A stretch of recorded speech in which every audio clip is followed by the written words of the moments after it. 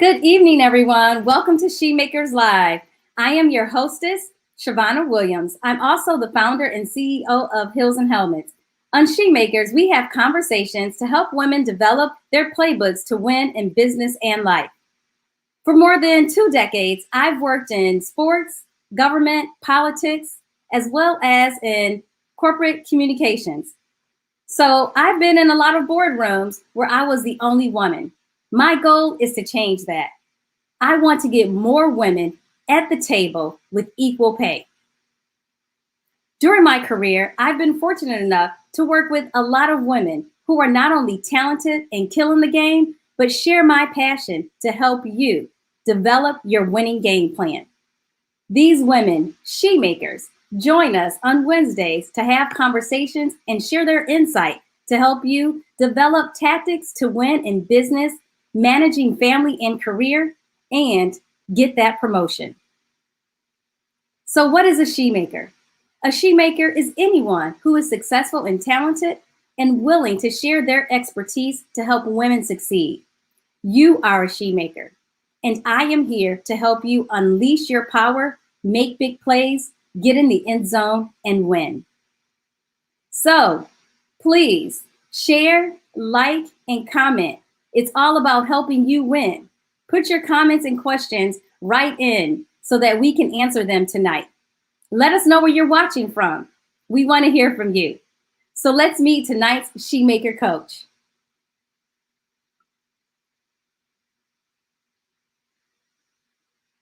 Joyette Jones-Geday is currently the Director, People and Culture for the Atlanta Hawks. She is an experienced HR professional with more than 20 years in the industry.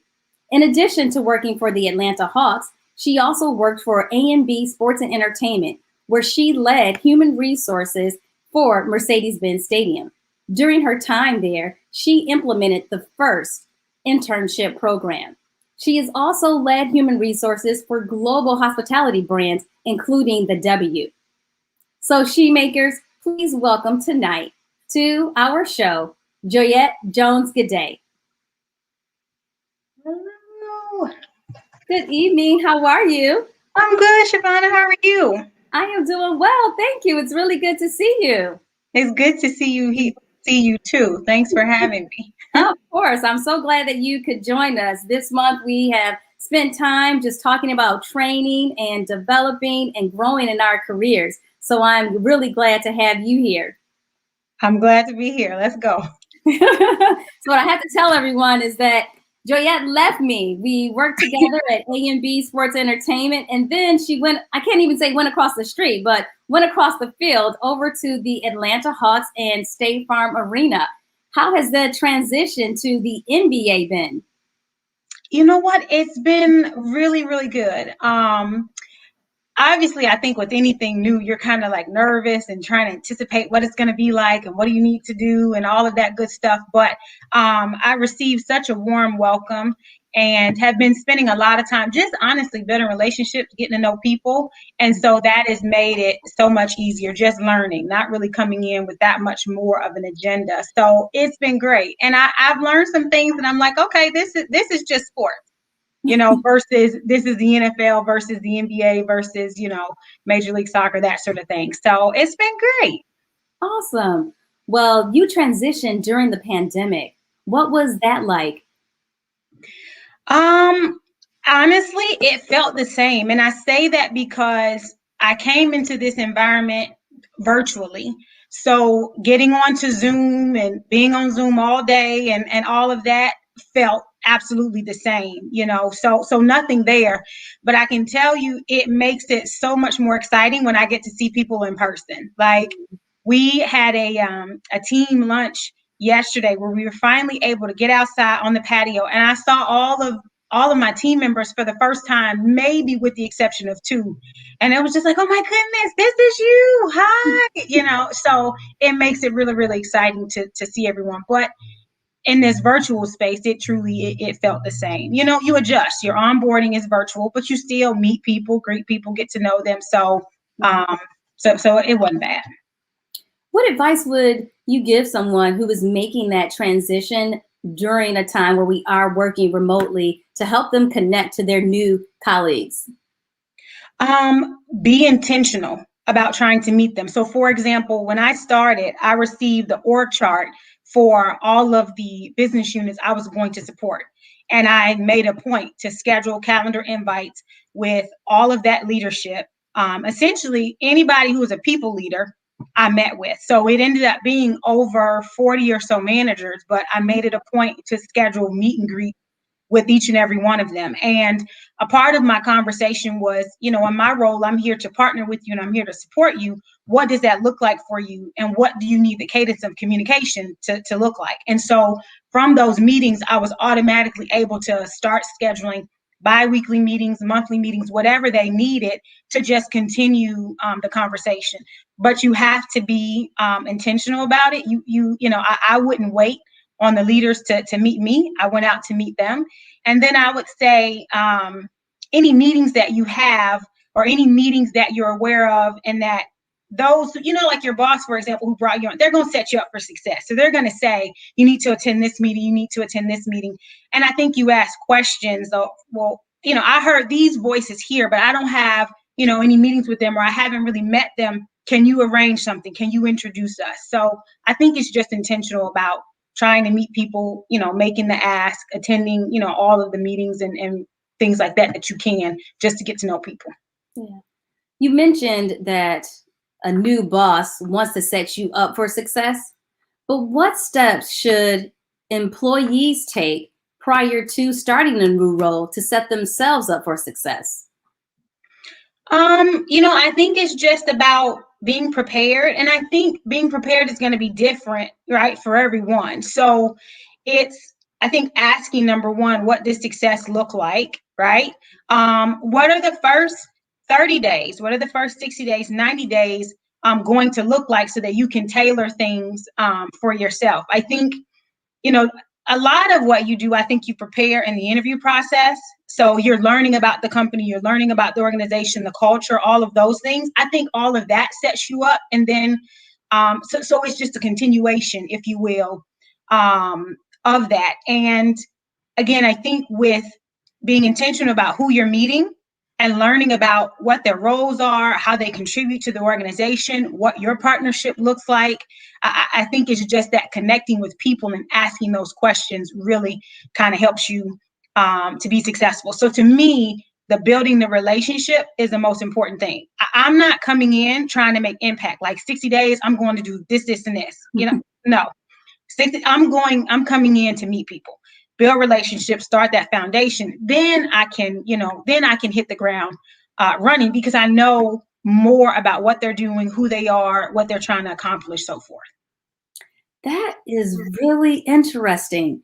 Often when we are starting new opportunities, we are so focused on accomplishing objectives in the job description. So I think that was really important and just solid advice, because the work that we are going to accomplish, we're not going to do it alone. We're not an external consultant, but now we're part of the team. And even for people who you do not interact with on a day-to-day basis, you may not work with often, there are still other departments that you'll have to work with to accomplish your objectives. So I definitely echo you on just building that strong foundation with people building. But it's also too, like, if I'm coming in and I'm trying to meet the objectives of the job, well, how do I do that if I don't fully know or understand the department or the organization? It's not just like you're going to land and all of a sudden it's just going to, come down on you. You just know, right? By asking the questions, by talking to people about what they're doing in the culture and so forth. And I think with that information, when you are ready to dive in deep and to make impact, you have more knowledge, you have more information, as well as more support from the people you're building those relationships with to do so. So I think it just makes it more effective. Mm-hmm. Yeah. Joy, I want to spend a little bit of time just talking about your role and getting an understanding of what you're responsible for in your current role. So again, a lot of it is partnership, I would say, right? So I support State Farm Arena, and so arena operations. So essentially, the chief operating officer and general manager of State Farm Arena and all of their leaders and their departments, I support them. So that's, HR generalist work, if you will, at its best. So that's the recruiting, that's the performance management, that's the reward and recognition, employee relations. It's the gamut, if you will, across all things HR. And then I would say on the HR side, it's about helping to move our agenda along, helping us to continue to evolve in whatever practices we're putting in place. So for example, when I started with the Hawks, I did a lot of focus initially on recruitment and what that looks like with our part-time team, and what processes do we have in place? What do we need to add to? What do we need to tweak in order to make it effective, especially, in this time of this pandemic and everything being virtual. So, just partnering and being a resource to both my HR counterparts, but also all of those leaders that I support on the operations side. So you truly work with associates from the recruiting through the employee life cycle of merit, promotion, and at some point, possibly retirement or other exit interviews. Oh, yes. And all the fun stuff, all the sexy stuff, as we call it, in between, right? All the employee relations stuff as well. But like you said, the entire employee life cycle. Often when we start an opportunity, we communicate a lot with human resources professionals from the recruiting stage when they're reaching out, coordinating the interview schedule, and then onboarding. And after that, I've been guilty of this myself. You do not spend as much time with human resources outside of renewing member benefits, or if there's time to, go through the paperwork of a promotion and, changing your exempt status. Okay. How should we continue to partner and work with our human resources colleagues? I think it's just checking in, right? I think it's,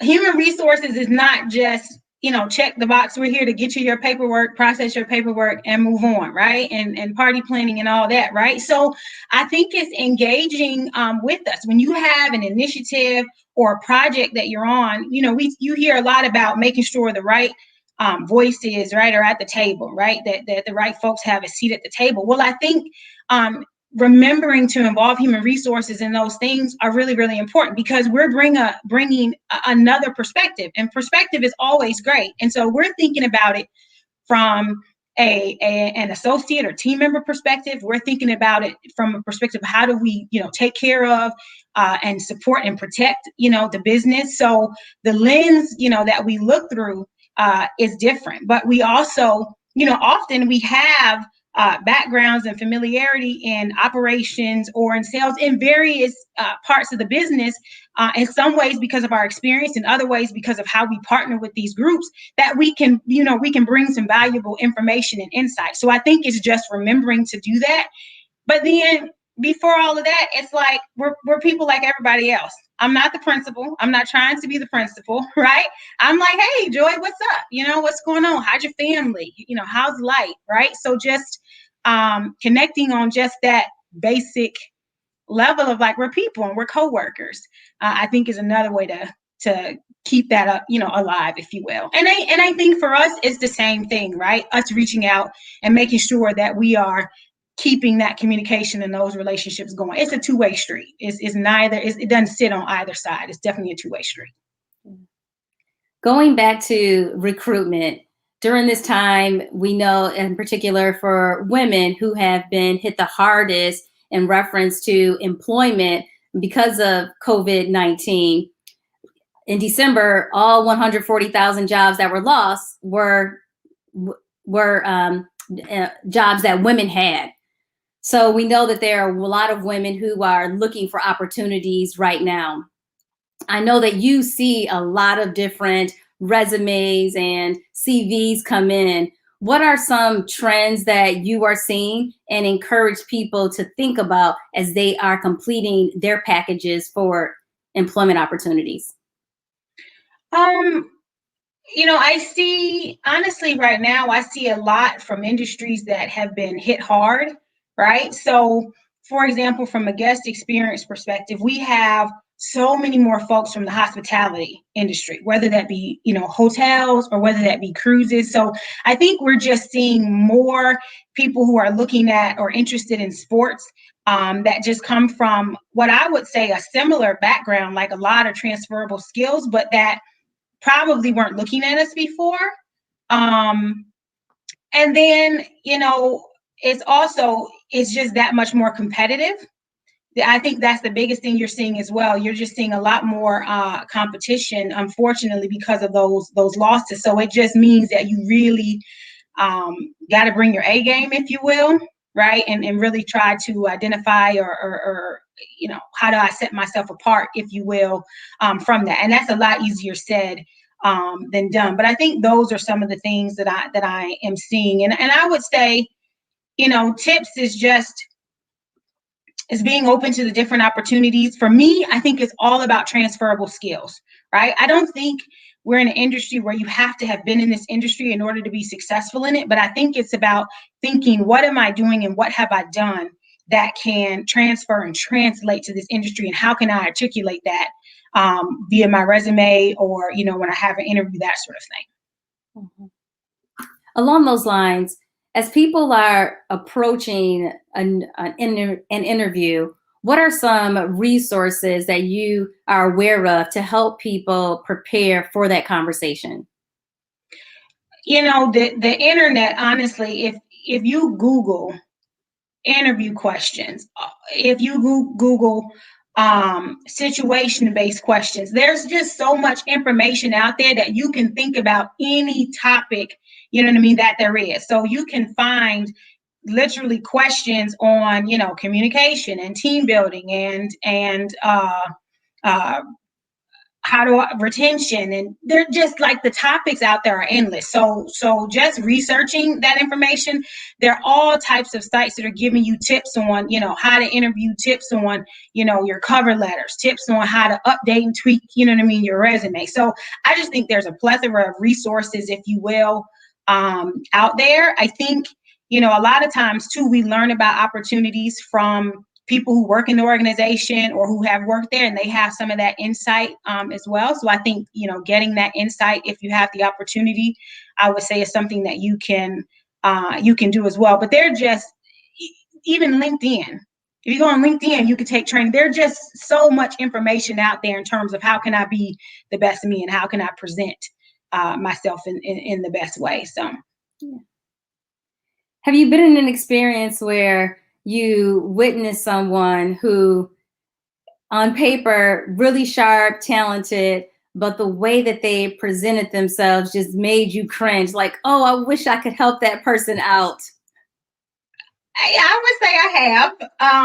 And I'm one where if there's something glaring, if you will, I'm going to tell you, I'm going to ask you, do you mind if I give you some feedback? Can I just share, a few things with you? And I think that's the right thing to do. And I think there's also a difference between, just being nervous. And I think, we can kind of see when someone may be a little bit nervous, but they have the right information, or they're in the right direction, right? So just helping. I like interviews to be like this, a conversation. I don't want you to feel uncomfortable. I don't want you to feel, I just want to have a conversation with you. And so I try to start the conversation that way to put you, at ease. I like to laugh and have some humor in there too. Because, when you get comfortable, that's when you really are, I think, probably putting your best foot forward. So. And since it's a conversation and not a lecture, we have to be prepared with questions as well. What are some things that you would suggest prospects actually ask the organization in the interview process? I think questions about the culture. What is the culture? What does that look like? It's one thing to say, oh, this is our culture, but what does that look like, on a daily basis? I think asking questions so that you have a thorough understanding of the position and of those responsibilities. I think questions related to team dynamics and your strengths, if you will, how that plays into the team dynamics are great. I'd like to ask bold questions too, in the sense that I remember, with the Hawks, one of the questions I asked was, do you have any concerns about me being the right fit for this role? Or are there any red flags, or, something related to, it puts you on it puts the interviewer, if you will, a little bit on the spot. But I think it's a question, like, at the end of the day, you want to know, did I do well? Or did I not? Or is there something that, comes to mind? So I'm definitely a fan of that question. But, questions that are going to give you insight to the role, to the organization, so that when you walk away, you feel like you have a thorough understanding of the company, the department, the leader of that department, and what your roles and responsibilities are going to be. Yeah. Along those lines, what are your thoughts on presenting yourself fully and just showing how well-rounded you are? When I think about this question, I think about you and how you and your husband own an Ethiopian restaurant, which I'm still dying to try. You got to try. You got to check it out. Melon Ethiopian Kitchen. Shameless plug. But what do I think about people presenting them? I think you got to be you. At the end of the day, trying to figure out who the interviewer or who the organization wants you to be, I don't think is it. I think you have to be you, and understand that you are unique and you come to the table with who you are and your experience and your knowledge, and that's good, and that's enough, right? So when you talk about being your authentic self, I think that's important, because it shows when you're not. But then also, if you're not truly being yourself in that interview process, and then you show up and somehow you present yourself as different, it's like, wait a minute, what happened? This is not the same person that I met, or this is not the same person that I interviewed with. So be you, and know that is great. You are great. Exactly. You're a she-maker. Yes. Step in there and make some big plays. Mm-hmm. Well, we know this is a big one, especially for women. We continue to see research that demonstrates women do not negotiate. How can we tackle that question of salary and have confidence in negotiating a comprehensive package? We cannot be afraid to ask. That's just the reality of it. It was funny. I was attending a workshop not too long ago, and that was the point of the workshop, was to say we have to ask. It's okay to ask.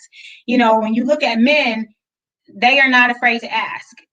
If you look at men, they're not afraid to apply for positions, even if they don't meet half the qualifications. They're like, yep, I can do this. Versus we as women, we have to feel like we have to meet every single bullet, on that position. And the reality is that that's just not the case. No one is ever going to have everything, but it's, what do I have? What can I bring to the table? And understanding that there's always going to be a learning curve. So, what do I need to learn, and how do I do that? But I think it starts with the ask. And so I'm a firm believer of asking, in the same breath, the recruiter will say, what are your expectations? Well, asking, what is the range that you have, for this position? So I think doing some research as far as that's concerned is important. And then making that ask, it starts there. And then you can move from there. But you got to make the ask. And I think make the ask for all the things that you are thinking about. So when you're having that conversation, you mentioned earlier, you asked about questions. When you're having that conversation about compensation, ask all of that. If it's a position that is not local for you, ask, are there relocation opportunities? Are there bonus opportunities? And if so, what does that structure look like? If you know that there are certain things, for example, I'm a mom of 3. healthcare is extremely important to me. So when I'm thinking about transitioning from one organization to the next, and if I know there's going to be, first I'm going to ask about the gap, if there's going to be a gap in healthcare, but are you able to offer something to help support during that bridge, right, during that time? So I think asking about all those questions, it's not bad. It's something that we have to do. And I think sometimes that, people think women won't do, but you got to do it. Mm-hmm. It's normal. So we got to. And we do it in so many other areas, and definitely for other people. Mm-hmm. Absolutely. So we just have to know. Again, I think it's kind of that, like, knowing your work, knowing you deserve it. The questions that we're asking, they're not abnormal questions. They're not questions that can't be or wouldn't be or shouldn't be discussed in an interview process. So why feel any different, or why feel any kind of way about me as a female asking that? I'm the person coming into the role. I've got to be responsible for it. I've got to accept it. So why not ask?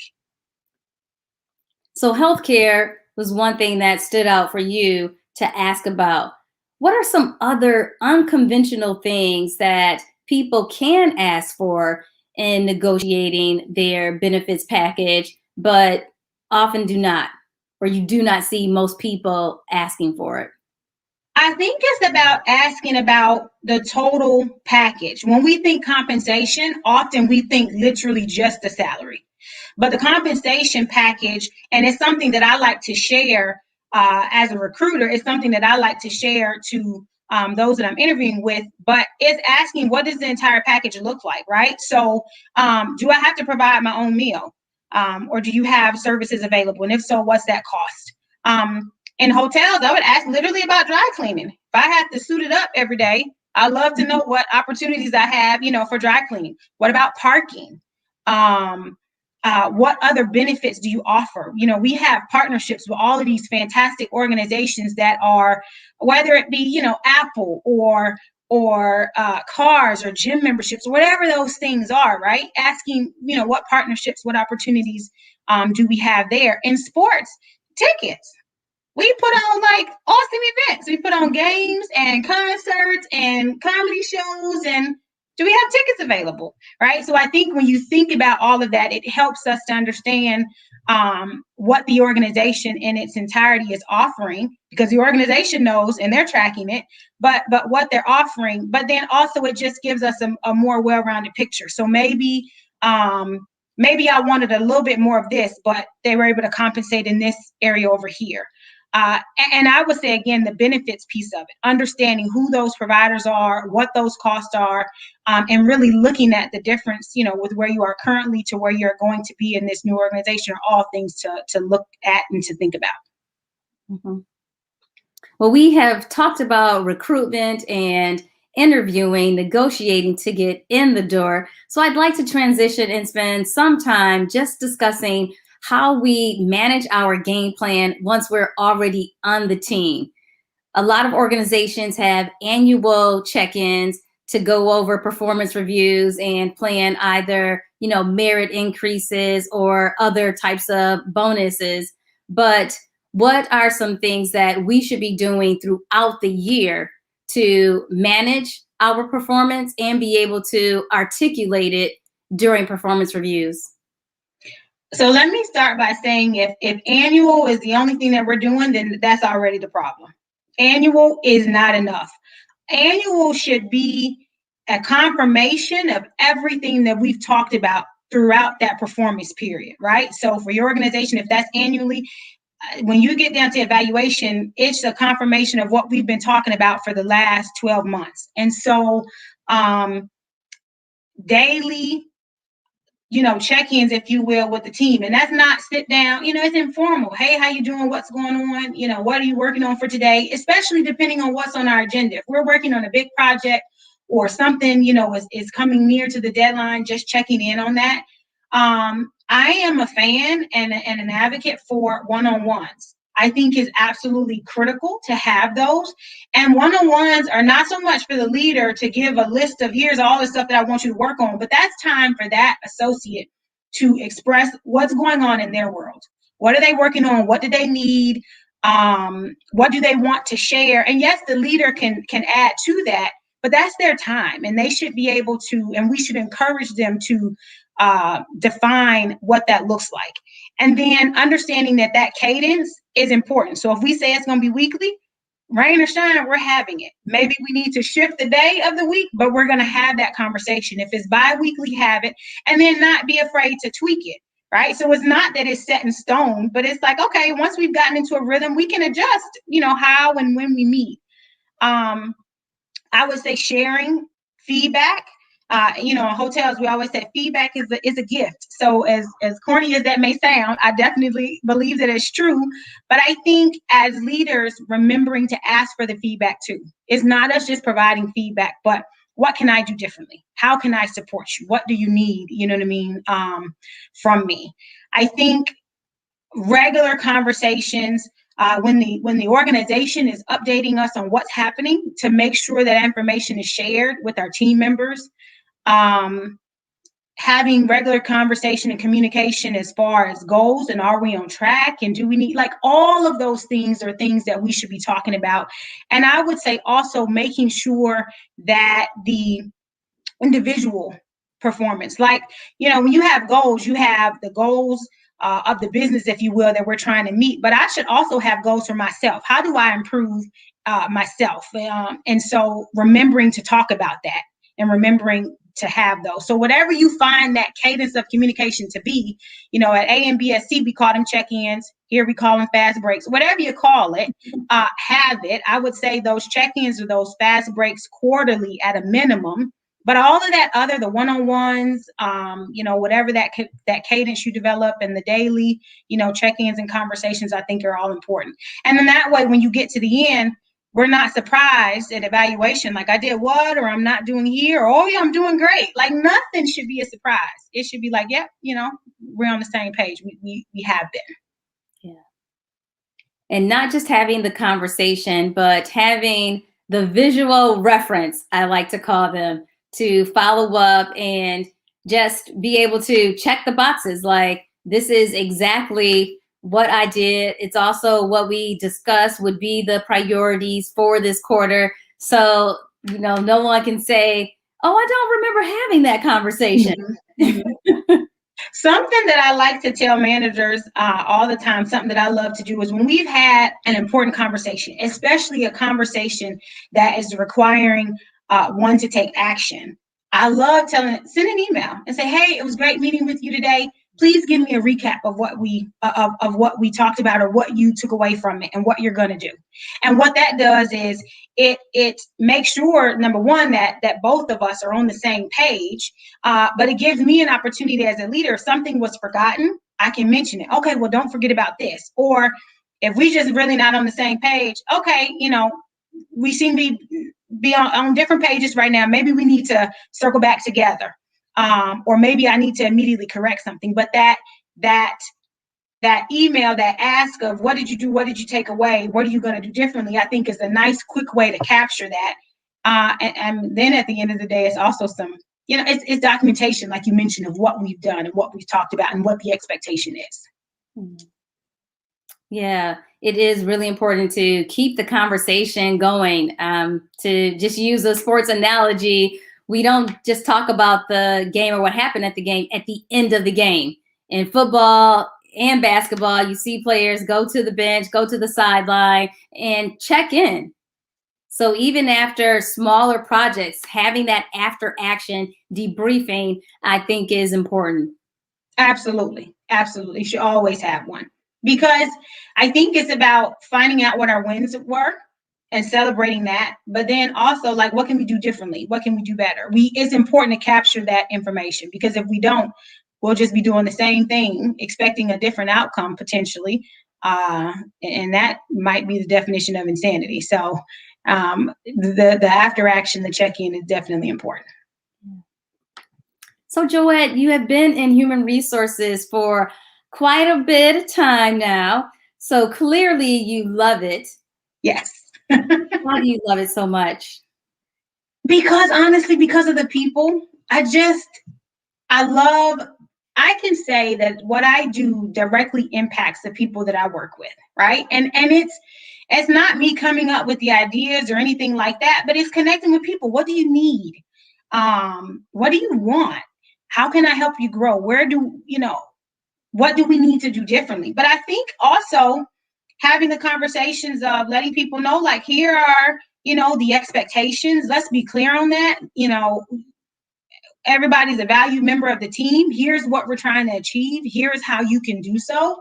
And so just being a part of that dynamic is really, really awesome. And you hear the whole, customer service chain, right? That, our associates take care of our guests, and our guests, when they're taken care of, it hits the bottom line, right? Something to that, effect. And so to know that you have a positive impact, or can have a positive impact on the people, like, you want happy people. You want to come to an organization that people are having fun, they're loving what they're doing, and knowing that I have a small piece in that is really, really exciting.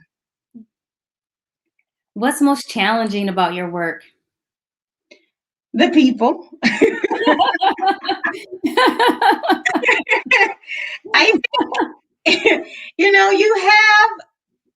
I think in general, people want to do the right thing. They want to, exceed. They want to take care of, in our industry, they want to take care of our fans and our guests. I think we all have different ways that we go about doing that. And so when you're dealing with a lot of personalities, and, everybody has different goals they're trying to meet, and how they're trying to do that, it can be difficult, to navigate those waters. And I think, in that same breath, if you will, it's a lot to, when you're dealing with, if we're having performance issues, or if we have, violations of policies, those are tough conversations, and the fact that I have, years of experience, it doesn't make the conversation easier. I know how to handle them. I know how to manage them, but I'm still talking to a person, you know what I mean? And I'm still dealing with their reaction and the outcome of it. So, and that same breath is as rewarding, taking care of and supporting and providing for people. It's equally, I would say, at times difficult to manage that. And especially like in my role, when I have so many of those relationships to manage, and you have to be flexible in doing that differently. So that can pose some challenges sometimes. And how do you hurdle them? I think the flexibility. I don't think there's any one way or one style. I think it's about knowing who you're talking to. So when we talk about building those relationships, if I can get an understanding of, how you like communication, what motivates you, how do you like reward and recognition? All of those things, I think, helps to arm how I manage, you, right? So there are some people where I can come and I can be straightforward and blunt and be like, look, here's where we are. This is what we're doing, whatever the case may be. There are others where I need to approach that a little differently. Like, let's sit down, let's connect. You know what I mean? Maybe I ask some questions first and then share some feedback. So I think it's being flexible, and you just have to adjust, if you will. But you can't be afraid of it. Like, when you're a people leader, the nature of the job is we have to have difficult conversations, and we cannot shy away from it, because it only makes the problem worse. It extends the problem. And so if we can become comfortable with having that difficult conversation, expecting the best out of it, I think we're set up much more for success. So we have to face it. You hit on something really good, Joyette. Conflict. It's something that, again, research demonstrates, especially in the workplace, it is something that women avoid. What are some tactics you can give us to help us positively face and deal with conflict? Well, number one, I think, again, we can't avoid it. I think we need to come to that reality that the person and the situation, the business, if you will, is better off when we address this conflict, number one. So let's get an understanding of that. But then I think it's the positive self-talk. Even personally, when you think about a conversation, if I go to my husband right now and I say, babe, let's talk, he like, oh Lord, what did I do? It's automatically negative, right? And so that number one, I think, is changing that. I'm here to provide some feedback. I want to make sure I have an understanding of what it is that's happening. And then I'm here to provide some feedback and share some perspective. And I'm here to work through what the outcome needs to be, but I'm here to support you in that and work through that with you, right? So we're not in it alone. We're on the same team and on the same, we have the same goals, right? And I want to see you succeed just like you want to succeed, right? So I think just sometimes as simple as changing the way that we start that conversation, we already assuming the bad. If we can change that, then I think it's helpful. But then number two, I would say it's about facts. Like, this isn't personal. So when you're preparing to give feedback, it is facts. I'm a person where if you say I did this, I want to know when, I want to know how, like, because it helps me to process, right? Like, give me the details. So if you tell me, I don't know, or it was here, that does not help me. That does not. So I want to know the details. And that should be based on fact, because when it's based on fact and when I can point back to a specific incident or certain error, then it takes the emotion out and we're dealing with the behavior, right? So I would say those things are definitely some things that can help us approach the situation a little differently and maybe not so much, trying to avoid it. Yes, I want to be able to correct it. Right? I'm like, and I need to know. You can't give me.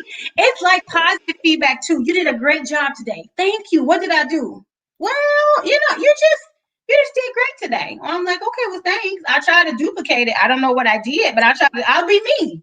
I'll try to duplicate it. Like, what, so the specifics are helpful. I am so glad to know that I am not alone. You are not. You are not. And you are right. It's positive and constructive, criticism that I want the details on. If it's something good, then yes, I want to repeat that and even improve on it. I don't want to be complacent and just plateau.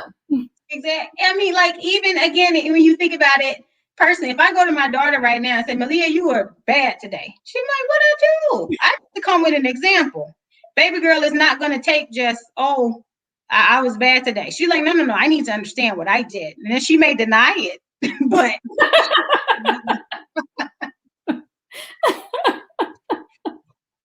Oh, gosh, too funny. Well, Joyette, it has been so much fun catching up with you and just getting all of these gems. I feel like there could be a chapter or a show on each thing that we address. Like, we could have a show that's only recruitment, only negotiating, only promotion. So we could. Yeah, I can do this quarterly. I'm game. I'm for it. A quick, fast break. I'm like, is it really already almost 8:15? Do I have right? It went fast. Questions in? It went fast. Well, Joyette, just to kind of wrap up, I do want to hear more about the restaurant and have you share that with our audience and how you manage human resources, benefits on that scale. Because we do have some small business owners watching this evening. Yes. So I'll be honest, the restaurant was not my dream, but it was my husband's, and I wanted to support him in that. So in July, we will be celebrating 2 years. So I'm super excited. Mela, MELA, Ethiopian Kitchen is the name of the restaurant. My husband is Ethiopian, it's syndicator, and it's a family business. It's my husband and I, and it's his partner and his wife. So it's a family-owned business. We have our kids there every weekend, and we're there just doing the work. And so for me, I didn't even have to ask, can I do this? But they came and they were like, Joy, so like anything communications related, anything scheduling related, anything bill and invoice related, they're like, Joy, that's you. Like you handle that. And so I just bring the things that I know, and I don't, pretend that I know all things, but I just bring the things that I know with me to the table, and we go from there. So what I would say, from a small business perspective and just being in this together, husband and wife, is just having open communication about what are we doing and what are we trying to do, and how are we trying to do that. And there are disagreements, along the way, and then there are also things that we agree upon. But it's just us trying to figure it out and just trying to succeed. So it's one of those things where I know you and I talked before we started about you just got to start it. If that's really what you want to do and that's a business that you want to have, just start it. Starting it. And we have a lot of folks who we may go to for advice or for suggestions. So, if I have someone, in marketing, I'm going to ask them, how can I better market the restaurant? What can I do here? What are some ideas here? So I think it's, the human resource part of me in terms of, knowing who my resources are and utilizing them. So I hope that tells a little bit and answers a little bit. I don't know. Yes, it does. Okay, well, our topic tonight was definitely around human resources and making the team and then growing and being successful on the team. You are an executive, a wife, a mother, a small business owner. So I have to ask, how are you managing it all? Oh, honestly, I don't know. I feel like I'm on the struggle bus often, but I think it's just I try to prioritize as best as I can. So I will tell you, working in this virtual space, I feel like it's given me a lot more freedom in that to be able to, do what I need to do from home, but I'm that much closer to my kids and to what they have going on. But it's just prioritizing. And I think for me, I have seasons, right? So all of my kids play sports.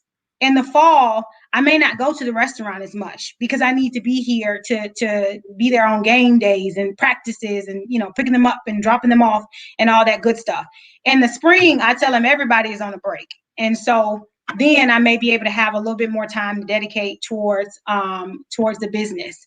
But I also know that what we're trying to do and we're trying to be successful, so it takes time. So I may not have as much time to, watch TV or to go on social media because I'm at the computer trying to do something. And I think having those conversations with my husband, having those conversations with my kids is important. But then when we have time where we're like, this is family time, we're gonna go somewhere, we're gonna do something, like we're cutting everything else off, right? And we're focusing on each other. So it's, honestly, it's identifying the time that we have and doing the best with it. And I think it's okay with knowing that sometimes things change, right? So, and that's okay. So the way in which I, manage my household may be different. Like I might need to get some help, or my kids might have to get some additional chores because I can't do it all. But it's like we in this together. Mommy, mommy can't do it all. So those are just some of the things that I'm doing. Awesome. Thank you so much. Of course. Okay, we're going to head over to the SheMaker Huddle and get some questions in. Hi, my name is Janet Sevilla. I'm tuning in from Atlanta, Georgia. My career interests are sports philanthropy, corporate social responsibility, and diversity, equity, and inclusion. And my question is, can you share some tips on how individuals that are trying to make the jump from middle management to executive level positions should take into consideration as part of their interview process and job search? Thank you in advance.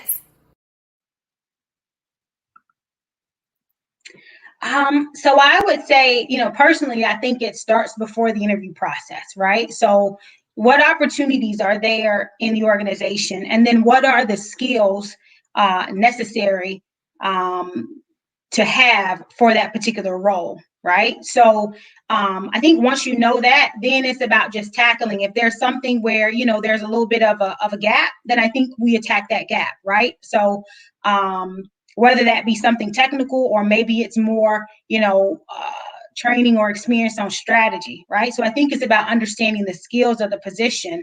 And then I think a lot of times it's about demonstrating the work, right? When we're ready to move to the next level, it's because we're demonstrating the work at our current level that we can do that, that we can take that on. And essentially, I've started to do that job, right? Like that's the posture that we want to have. So, when we think about what's the next move, it's, oh, she's already doing that. right? And so demonstrating what you can do and taking that initiative to do those things or to ask for more responsibility, things like that. And then in the interview process, I think it's everything that we talked about, right? So it's articulating what you can do, the skills that you have and that you've acquired in order to be able to do the job. I think it's about showing the passion that you have for it. Really everything that we've talked about from the interviewing perspective, I think, applies to this. Our next question is from Janelle Lynch in Virginia. She wants to know, in the sports industry, is there an emphasis on retention more than recruitment or vice versa? I don't think there's one way or the other. I think naturally in any organization, not just sports, you want to retain your people, right? When you make a hire, you feel like you found the best person, right? The best person for the role, for the department, for the organization. And so you want to retain those people, and we need to figure out what it looks like to do so. But I think when there are roles or when there are areas where we don't have that, someone in that role who can take on that position or those responsibilities, and we have to look externally, then we're going to do so. So, and I think especially like in sports, where you have some teams like AMB Sports and Entertainment, and even like the Hawks, where we may have started off as one entity, and now we're multiple entities. Well, when you're becoming multiple entities, you're bringing more onto the business. And we may not have people in the organization who can perform that because we've never had that particular role or that particular body of work. And so we know we have to go externally. So, I wouldn't say there's more on either. You want to retain and we want to develop people and give people an opportunity to grow and shine, but not shy away from, if we need to go external, then we will. Well, thank you, Joyette. This was great. Thank you. I appreciate it. Very, very fun. It was. So any closing words of wisdom? I don't know about words of wisdom, but, kind of like what we talked about before, I think, being yourself, understanding that you're great, and understanding that you bring a unique perspective to the table, and your voice is important. Like we have to believe that, and we have to be unapologetic about that, right? When we're in our organizations, in our roles, when we're at the table, knowing that we deserve to be there, and posturing ourselves like that, right? I think is important. We're valuable, and we need to walk that way and show ourselves to be that way as well. So, be you. You're great. We're all SHEMAKERS, so let's just do it. Love it. Just do it. Well, I can't let you go without having a little bit of fun. Okay. 3 sentences for you to complete. Are you ready? Yes. Okay. The best crab comes from? Oh, Maryland. We're at in Maryland. I can't let you off the hook that easily. Annapolis. Annapolis. Yeah. What's your favorite place there? You know what? I'm bad with restaurants. I'm going to be honest with you, but I would say any of them on the water are good for sure. Definitely living in the mid-Atlantic changed my whole vibe about crab. Absolutely. Like I said, Annapolis is great. I think you could do more. You do Baltimore, but Annapolis, I would say, is my spot. I think it's the crab as well as the atmosphere when you're in Annapolis. It's a nice vibe. Over Baltimore.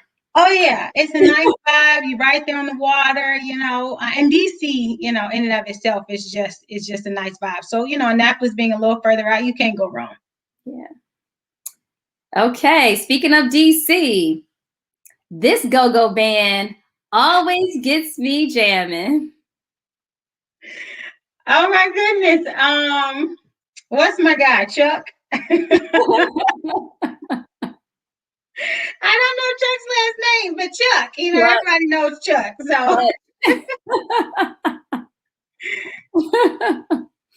that was a good one. Finally, your last sentence for this evening. I knew I was the bomb when this happened. Oh gosh, you're coming out the gate hard. Come on, Shemaker, you have several in there. I'm so lame. I'm like, I don't know. I can say I definitely felt the bomb when I moved into my new role where I am now. I definitely felt like throughout the whole process, I was like, I'm bringing it. I like what they bringing. They like what I'm offering. Let's go. I felt good. That's awesome. Well, you are bringing it, and I look forward to seeing everything else that you're going to bring. Just the innovation around human resources, environments that are conducive and help everyone succeed. Women, minorities, just creating environments where everyone can contribute and also feel like they're bringing it. Absolutely. Absolutely. I appreciate that very much, Shivani. Well, thank you again. I really enjoyed hearing from you and having you on SHEMAKERS. Really look forward to having you back. So much more for us to talk about. The hour just goes by too fast.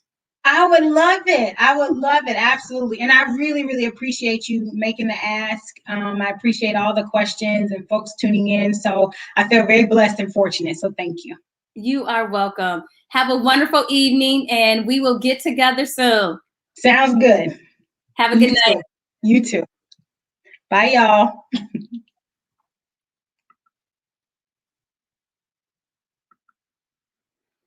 Well, thank you, everyone, for joining me again for SHEMAKERS Live. I hope you all had not only a good time, but got some great notes on interviewing and negotiating from Joyette. Next week, we are continuing our month of professional development with Jahan Blake. Jahan Blake is a true SHEMAKER, you all, and she has the hardware to prove it. I can't wait until you see her next week when she comes and shows off a little bit of her bling. So Jahan has spent 18 years working in professional sports. She actually spent time with the Red Sox, Dodgers, and Cubs before she started her own business. So now she is an executive coach, and she helps high-achieving women get to the next level in their game plan. So make sure that you tune in next week for my conversation with Jahan Blake. She is also the host of a podcast, Game of Her Own. And she has become a great partner of mine. What I most appreciate is that even though we are in the same space, we really support each other. And that's another thing that SHEMAKERS is all about. Following Jahan, we will have Dr. Monica Best on SHEMAKERS. She is a reproductive endocrinologist. We know that managing family and making the decision to start a family is really tough. And now with science and technology, there are so many different options for women to be able to make that decision on their own time. So I look forward to having Dr. Best here as well. Thank you all again for joining me this evening. As you know, Wednesday is not the only day that you can connect with me and Heels and Helmets. We are wherever you are. So please follow us on Twitter, LinkedIn, Facebook, and Instagram. Until next week, remember, you are a SHEMAKER, and I am here to help you unleash your power, make big plays, get in the end zone, and win. Have a great night, and I'll see you next week. Thank you for watching.